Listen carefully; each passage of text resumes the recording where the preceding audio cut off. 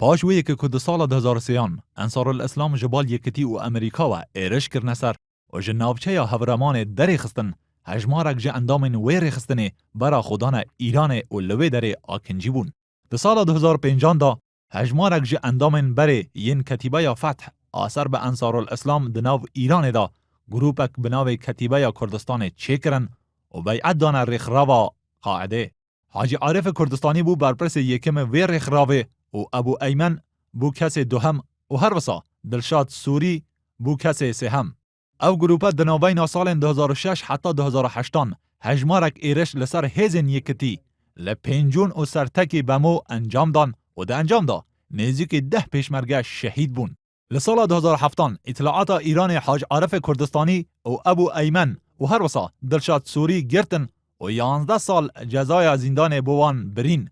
لید سال 2014 هاتن آزاد کرن لید بن چابدیری خو لباجاروک نزدیک تهران مان.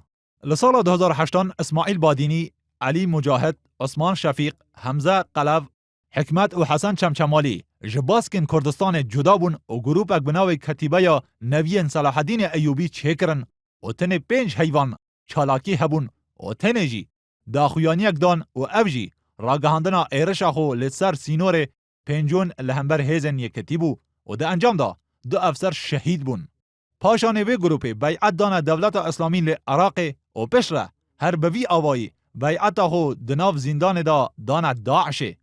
لسال 2009 حتی 2010 لطاقه حسن آوای آسننده جه هزا اطلاعات او گروپ گرتن و پاش دادگه به تهمت وهابیت جزای داروکرین لسر وان دا سپاند. زور بتواني أزانين وجناحشة رولي نشتمان رولي كردي كردستان ببي أوي ببي هج بلقيك إيران ببي جرون كردنويك بدا ببي أوي هي هشت يقبال رولي أمن نشتمانه ببري الإيران لا كرج لو لسيدارة بدري بحسابك ببي محكمة ببي تاوان خويان تاوان اندروس كرو ببي هشتيه ببي رون كردنوي بأمان بن.